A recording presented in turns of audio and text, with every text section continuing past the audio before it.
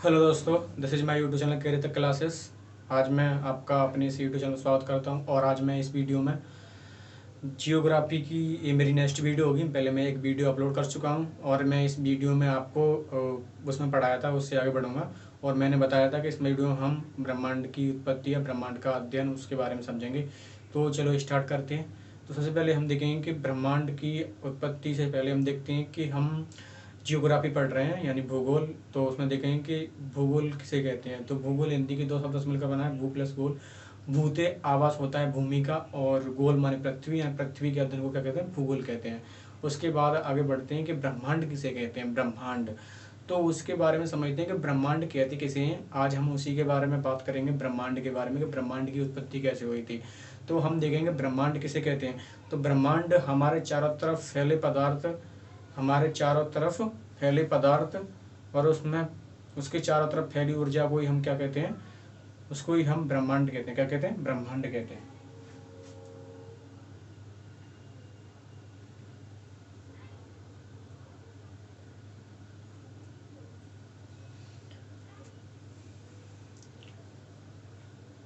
चलो स्टार्ट करते हैं। वो पहले कुछ प्रॉब्लम्स आ गई थी। तो ब्रह्मांड किसे कहते हैं, ब्रह्मांड ब्रह्मांड हमारे चारों तरफ फैले पदार्थ और उसके चारों तरफ फैली ऊर्जा को ही हम ब्रह्मांड कहते हैं। क्या कहते हैं, ब्रह्मांड। और ब्रह्मांड का ना ही अभी छोर ढूंढा जा चुका है, ना ही उसका छोर, ना ही उसका अंत ढूंढा जा चुका है। अभी तो ना तो ब्रह्मांड का छोर ढूंढा जा चुका है कि भाई छोर कहाँ है ब्रह्मांड का, और ना ही अंत ढूंढा जा सका। तो हम देखेंगे कि ब्रह्मांड किसे कहते हैं, हमारे चारों तरफ फैले पदार्थ, उसके चारों तरफ फैली ऊर्जा को हम ब्रह्मांड कहते हैं। क्या कहते हैं, ब्रह्मांड। ये ब्रह्मांड की भाषा है। और उसके बाद देखेंगे कि ब्रह्मांड की जो उत्पत्ति से संबंधित जो भी सिद्धांत, जो भी विचारधाराएं आई थी, उनके बारे में डिस्कशन कर लेते हैं एक एक से। तो सबसे पहले एक मिस्र यूनानी टॉलमी थे, उन्होंने 140 ईसा पूर्व में एक विचार रखा था। उन्होंने 140 ईसा पूर्व में उन्होंने अपना एक विचार रखा था। कब रखा था, 140 ईस्वी में। 140 ईस्वी में उन्होंने एक अपना विचार रखा था, 140 ईस्वी में। तो हम देखेंगे कि सबसे पहले कौन की विचारधारा आई थी, टोलमी की। कौन की थी, टोलमी की विचारधारा 140 ईस्वी में। और उन्होंने एक सिद्धांत दिया था, सूर्य केंद्रित, उन्होंने दिया था भू केंद्र सिद्धांत। भू केंद्रित सिद्धांत दिया था। इन्होंने क्या दिया था, भू केंद्र सिद्धांत। तो इससे भू केंद्र सिद्धांत माने ये पृथ्वी, इन्होंने बताया क्या, टोलमी ने बताया था। मिस्र यूनानी थे टोलमी, 140 ईस्वी में आए थे, और इन्होंने बताया कि पृथ्वी है ना, वो ब्रह्मांड के केंद्र में है और सभी ग्रह इसके चक्कर लगा रहे हैं। किसने बताया था, ये टोलमी ने बताया था। उन्होंने बताया कि भू केंद्र, भू माने पृथ्वी, केंद्र माने केंद्र में, सिद्धांत दिया था टोलमी ने कि पृथ्वी ब्रह्मांड के केंद्र में है और सभी ग्रह इसके चक्कर लगा रहे हैं। लेकिन इसके बाद 1543 ईस्वी में एक और वैज्ञानिक, पोलैंड के खगोल शास्त्री कोपरनिकस, कौन थे ये, कोपरनिकस थे। और ये 1543 ईस्वी में आए थे, और इन्होंने दिया था सूर्य केंद्रित सिद्धांत। क्या दिया था, सूर्य केंद्रित सिद्धांत दिया था इन्होंने। 1543 में कोपरनिकस आए थे और इन्होंने सूर्य केंद्र सिद्धांत दिया था, सूर्य केंद्र सिद्धांत। और इनकी जो टोलमी की जो विचारधाराएं थी वो यहाँ तक मानी गई थी, क्योंकि 140 ईस्वी है और ये 1543 तक, यहाँ तक जो, जब तक कोपरनिकस ने अपना मत सिद्धांत नहीं दिया था तब तक इनकी विचारधाराएं बिल्कुल सटीक मानी थी। उसके बाद कोपरनिकस के आने के बाद उन्होंने बताया कि सूर्य केंद्र सिद्धांत दिया था। उन्होंने बताया कि सूर्य ब्रह्मांड के केंद्र में है और सभी ग्रह इसके चक्कर लगा रहे हैं। तो इन्हों की बात सटीक थी, 1543 में आए थे। फिर उसके बाद हम देखेंगे कि उसके बाद 1805 में ब्रिटेन के खगोल शास्त्री ने, गैलीलियो ने, 1805 में, कब, गैलीलियो ने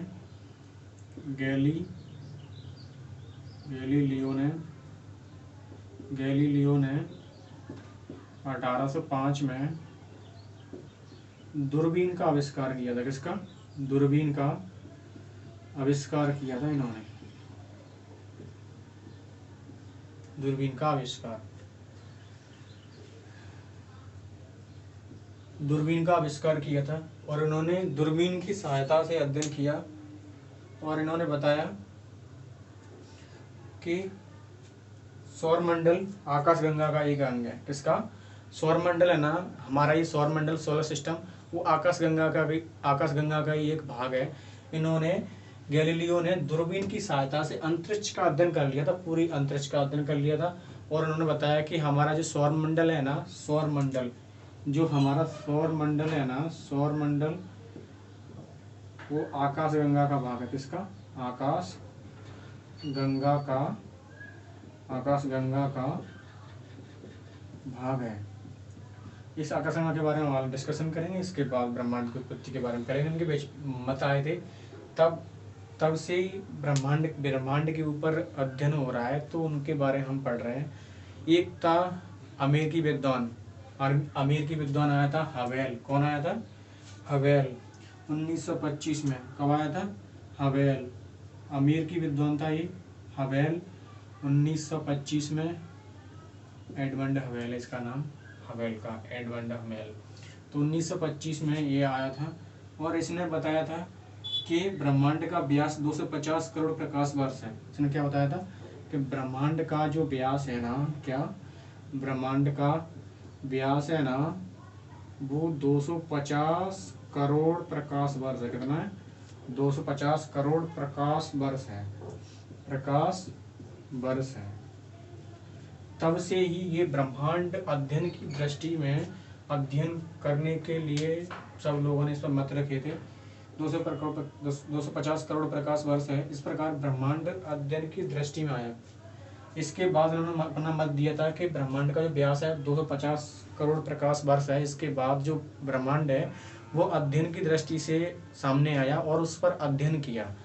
तो सबसे पहले हम देखेंगे जो हम अब अध्ययन किया, कब किया था? 1925 में, जब हवेल ने, अमेरिकी विद्वान हवेल ने अपना मत रखा था, जो उन्होंने ब्रह्मांड का व्यास दिया था कि 250 करोड़ प्रकाश वर्ष है। तो इसके बाद हम देखेंगे अब ब्रह्मांड के ऊपर खोज अध्ययन होगा। तो सबसे पहले जो वैज्ञानिक आए थे वे कौन थे? बिग बैंग, जो भी ब्रह्मांड की उत्पत्ति से संबंधित सिद्धांत है वो इसके बाद आएंगे। ठीक है, अब पढ़ेंगे हम ब्रह्मांड की उत्पत्ति कैसे हुई थी। ठीक है, तो आप इनको नोट करिए, स्क्रीनशॉट लीजिए। इसके बाद मैं उठा देता हूँ इसको।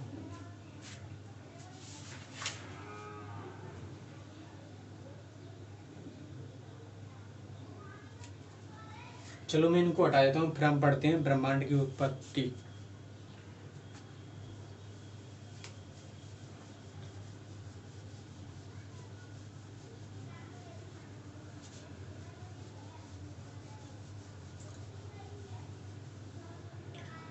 अब हम पढ़ेंगे ब्रह्मांड की उत्पत्ति कैसे हुई थी और किस प्रकार इतनी विशाल का दुनिया का निर्माण हुआ था। ठीक है, तो चलो स्टार्ट करते हैं। तो हम देखेंगे सबसे पहले जो सर्वमान्य सिद्धांत है वो क्या है? बिग बैंग सिद्धांत। क्या है? बिग बैंग सिद्धांत, जो दिया था जॉर्ज लेमेंटर ने 1967 में। कब दिया था? 1967 में जॉर्ज लेमेंटर ने ये सिद्धांत दिया था, बिग बैंग सिद्धांत। ये ब्रह्मांड की उत्पत्ति का एक सटीक सिद्धांत है और अब तक प्रचलन में है बिग बैंग सिद्धांत। तो हम देखेंगे कि सबसे पहले जो सिद्धांत है वो कौन सा है? बिग बैंग सिद्धांत। बिग बैंग सिद्धांत किसने दिया था? ये दिया था जॉर्ज लेमेंटर ने। किसने दिया था? जॉर्ज लेमेंटर ने। जॉर्ज लेमेंटर ने दिया था और ये दिया था 1967 में। 1967 में दिया था, 1967 में। और जो आगे चलकर इसकी व्याख्या की थी वो की थी जॉर्ज वेगनर ने। आगे चलकर व्याख्या की थी रॉबर्ट वेगनर ने। कौन ने की थी? रॉबर्ट वेगनर ने इसकी आगे चल के व्याख्या की थी। तो हम देखेंगे ब्रह्मांड की उत्पत्ति कैसे हुई थी। तो इन्होंने बताया था कि सबसे पहले जो हमारी जो विशाल का दुनिया में सबसे पहले ब्रह्मांड में एक शून्य था। ये शून्य था, मैं इसको और नीचे बनाऊंगा, इससे आपको समझ में आएगा। सबसे पहले एक शून्य था, एक गोला था सबसे पहले ब्रह्मांड में। और हमारे ब्रह्मांड में सबसे पहले एक गोला था और उसके और पूरे ब्रह्मांड में एक आद्य पदार्थ फैला हुआ था। क्या था? एक पूरे ब्रह्मांड में एक आद्य पदार्थ फैला हुआ था। क्या फैला हुआ था? एक आद्य पदार्थ फैला हुआ था पूरे ब्रह्मांड में। ये क्या होता है आद्य पदार्थ? ये आद्य पदार्थ उस समय के हिसाब से कुछ भी खोज की होगी, वो एक आद्य पदार्थ था। और हम देखेंगे कि ये एक शून्य था बीच में, तो इसमें जो बल था वो था गुरुत्वाकर्षण बल। जो इसमें क्या था? गुरुत्वाकर्षण बल, गुरुत्वाकर्षण बल, गुरुत्वाकर्षण बल। जो आज भी इतना सबसे ज़्यादा जो भी ताकतवर सबसे जो ज़्यादा बल है वो सबसे ज़्यादा गुरुत्वाकर्षण बल है। इससे ही हमारी पृथ्वी सभी ग्रह इस पे टिके हैं। ग्रेविटेशनल फोर्स सबसे ताकतवर जो बल है ना वो गुरुत्वाकर्षण बल है। तो इसमें जो गुरुत्वाकर्षण बल था, तो इसमें जो आद्य पदार्थ फैला था ब्रह्मांड में सबसे पहले, तो इन्होंने बताया कि इससे गुरुत्वाकर्षण के कारण गुरुत्वाकर्षण के कारण जिसने सब पदार्थ अपनी तरफ आकर्षित कर रहा था। गुरुत्वाकर्षण के कारण इसने सब पदार्थ को अपनी तरफ आकर्षित किया। इस शून्य ने, इसने सब पदार्थों को अपनी ओर आकर्षित कर लिया और एक विशालकाय गोला बन गया। एक विशालकाय गोला जब इसने आकर्षित किया तो इसे क्या कहा जाता है? इसे नाभिकीय संलयन कहा जाता है। क्या कहा जाता है? नाभिकीय संलयन कहा जाता है। नाभिकीय संलयन क्या कहा जाता है? नाभिकीय संलयन। ठीक है। फिर उसके बाद जो उसमें एक विशालकाय गोला बना, फिर इसमें बताया जाता है खोज के बाद, अब तो खोज हो चुकी है, उसके बाद बताया गया कि इस आद्य पदार्थ में हीलियम और हाइड्रोजन थी। क्या थी? हीलियम और हाइड्रोजन। तो उसमें जो मिलने के बाद एक विशालकाय आग का गोला बन गया और इसमें एक ऊर्जा उत्पन्न होगी। अब ऊर्जा उत्पन्न होगी इस विशालकाय गोला में, तो वो विमुक्त भी होगी। तो इस प्रकार ऊर्जा विमुक्त होने के लिए फिर इसमें विस्फोट हुआ। तो बिग बैंग का जो विस्फोटक सिद्धांत है, फिर इसमें जो विस्फोट हुआ, अब हीलियम हाइड्रोजन के विशालकाय गोला बनेगा, फिर उसमें विस्फोट हुआ। क्या हुआ?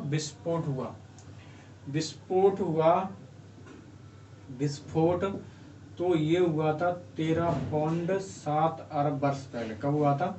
13.7 अरब वर्ष पहले इसमें विस्फोट हुआ। पहले विस्फोट हुआ। तो इसे हम नाभिकीय विखंडन कहते हैं। क्या कहते हैं? विस्फोट हुआ तो उसे क्या कहते हैं? उसे हम नाभिकीय विखंडन कहते हैं। क्या कहते हैं? नाभिकीय विखंडन। नाभिकीय विखंडन कहते हैं। नाभिकीय विखंडन कहते हैं। तो ये पदार्थ चारों तरफ छिड़क गया, तो इससे हमारी आकाश गंगाओं का निर्माण हुआ। किसका निर्माण हुआ? और ये पदार्थ छिड़क गया चारों तरफ, ऐसे छिड़क गया, तो इससे हमारी आकाश गंगाओं का निर्माण हुआ। किसका निर्माण हुआ? आकाश गंगाओं का निर्माण हुआ। आकाश गंगा का निर्माण हुआ।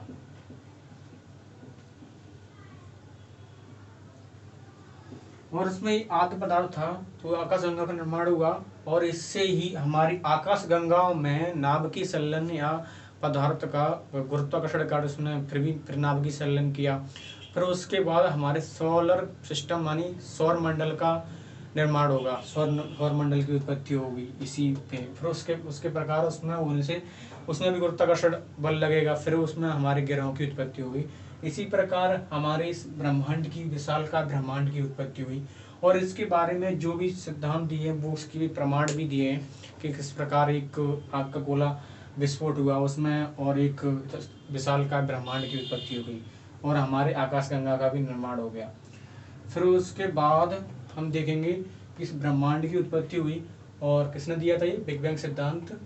जॉर्ज लेमेंटर ने 1968 में। रॉबर्ट वैगनर ने इसकी व्याख्या की थी। और यहीं से ऐसे क्वेश्चन बनते हैं कि उसमें गुरुत्वाकर्षण द्वारा उसमें नाभिकीय संलयन हुआ और समूह और पूरे पदार्थ का सिकुड़न हुआ। उसके बाद उसमें विस्फोट हुआ 13.7 अरब वर्ष पहले और नाभिकीय विखंडन कहते हैं उसे, हमारी आकाशगंगा का निर्माण हुआ। उसके बाद किसका निर्माण हुआ? हमारी आकाशगंगाओं का निर्माण हुआ। इसी प्रकार हमारे ब्रह्मांड की उत्पत्ति हुई। किसकी उत्पत्ति हुई? ब्रह्मांड की उत्पत्ति हुई। और हमारे इसके बाद उसमें जो पदार्थ छिड़काव हो गया उस पदार्थ का, उससे हमारी आकाशगंगा का निर्माण हुआ। और उसके बाद हमारी आकाशगंगाओं में उस पदार्थ का समूहन हुआ। उसके बाद हमारे सौर मंडल का निर्माण हुआ, उत्पत्ति हुई। तो आप इसके स्क्रीनशॉट ले लीजिए, इसे नोट कर लीजिए, उसके बाद आगे बढ़ते हैं।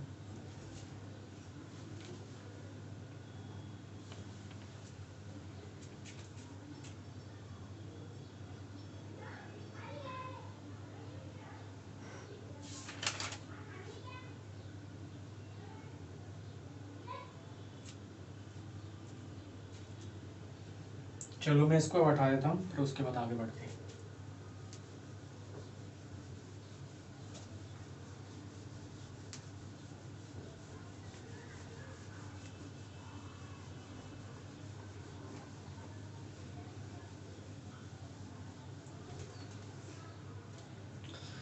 अब हम देखेंगे कि हमारी आकाशगंगा का निर्माण हो गया। अब हम आकाशगंगा या मंदाकिनी के बारे में पढ़ेंगे। किसके बारे में पढ़ेंगे? मंदाकिनी या आकाशगंगा के बारे में।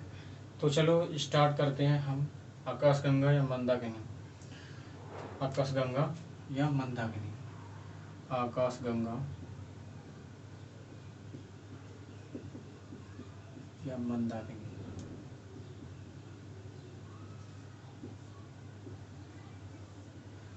हम देखेंगे कि आकाशगंगा या मंदाकिनी किसे कहते हैं। तो हमारे ब्रह्मांड में 100 अरब मंदाकिनी है। कितनी? 100 अरब मंदाकिनी है, और उसमें से एक हमारी मंदाकिनी है, और एक मंदाकिनी में 100 अरब तारे हैं, हमारे सूर्य जैसे। कैसे? हमारे सूर्य जैसे 100 अरब तारे हैं। तो हम देखेंगे कि हमारे ब्रह्मांड में 100 अरब मंदाकिनी कितनी है? 100 अरब मंदाकिनी है। 100 अरब मंदाकिनी है। 100 अरब मंदाकिनी है, और एक मंदाकिनी में 100 अरब तारे हैं। एक मंदाकिनी में 100 अरब तारे हैं। 100 अरब तारे हैं। और हम देखेंगे मंदाकिनी कहते कैसे हैं। मंदाकिनी एक तारों का एक पुंज होता है, माने तारों का एक पुंज होता है। जैसे हम देखेंगे कि और मंदाकिनी अलग अलग टाइप की हो सकती हैं। जैसे कोई सर्पिलाकार, वृत्ताकार, परवलयाकार, इस प्रकार की मंदाकिनी है हमारे ब्रह्मांड में। और हमारी जो मंदाकिनी है मिल्की वे है और आकाशगंगा है, ये हमारी मंदाकिनी के ही नाम है सब। तो उसे हमारी मंदाकिनी, उसे हम सर्पिलाकार कहते हैं। वो सर्पिलाकार ही है, कहते नहीं है, वो सर्पिलाकार ही है। तो हमारी मंदाकिनी है वो कैसी है? वो सर्पिलाकार है। कैसी है? सर्पिलाकार। तो हम देखेंगे कि किस प्रकार हम मंदाकिनी को बनाते हैं। तो ये है हमारी मंदाकिनी। क्या है? ये हमारी मंदाकिनी है, और इसमें ये तारे हैं। क्या है? ये तारे हैं, और ये मंदाकिनी है सर्पिलाकार।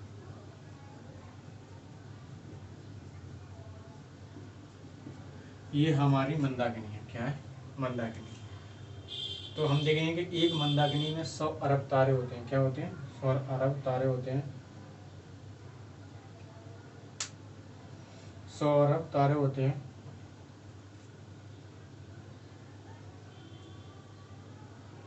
और हर मंदाकिनी में तारों का एक समूह होता है। तारों का एक समूह होता है, और उसमें से ही हमारी मंदाकिनी के एक बगल से भी मंदाकिनी है, उसको भी हम पढ़ लेते हैं। तो उसकी जो दूरी है वो 2.2 मिलियन प्रकाश वर्ष है। कितनी? 2.1। हमारे सूर्य मंदाकिनी के बगल से भी मंदाकिनी है पास में ही, तो उसे हम एड्रोमेडा कहते हैं। क्या कहते हैं? एड्रोमेडा मंदाकिनी। एड्रोमेडा मंदाकिनी तो हम अपनी मंदाकिनी से कहते हैं गैलेक्सी मंदाकिनी, उसी का नाम एड्रोमेडा है, और इसकी दूरी है 2.2 मिलियन प्रकाश वर्ष। 2.2 मिलियन प्रकाश वर्ष।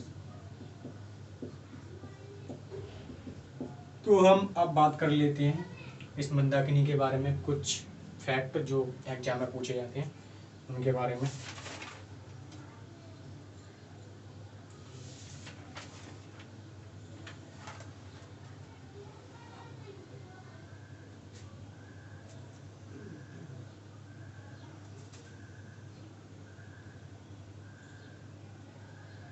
हम इसके बारे में बात कर लेते हैं, आकाशगंगा के बारे में। तो हम देखेंगे कि आकाशगंगा क्या होती है। आकाशगंगा मंदाकिनी में 100 अरब तारे होते हैं। मंदाकिनी में 100 अरब तारे होते हैं, और हमारी मंदाकिनी सर्पिलाकार है। मंदाकिनी सर्पिलाकार है। और नंबर 3 पे मंदाकिनी में तारों का समूह होता है। मंदाकिनी तारों का समूह है। मंदाकिनी तारों का समूह है। और इसी मंदाकिनी में से हमारा एक सूर्य होगा। क्या होगा? सूर्य। और हम देखेंगे कि सूर्य, और इसमें हम देखेंगे कि और एक ओरियन, और एक ओरियन एक नेबुला। ये क्या है? ये इसमें ओरियन एक नेबुला। और इसमें हम देखेंगे ये है प्रोक्सिमा सेंचुरी, यानी तारे का, हमारे सूर्य के पास का जो तारा है वो प्रोक्सिमा सेंचुरी। क्या है? Proxima Centauri. और एक शीतल तारों का पुंज है, ये शीतल और चमकीले तारों का पुंज। शीतल और चमकीले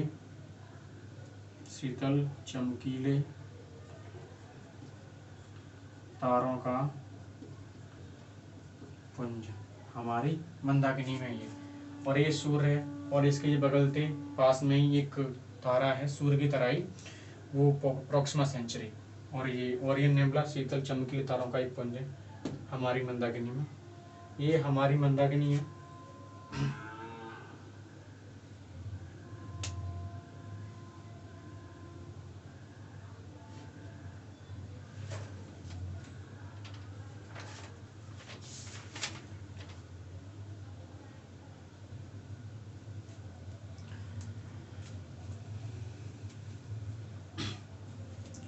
आप इनको नोट करिए, स्क्रीनशॉट ले लिए इनका।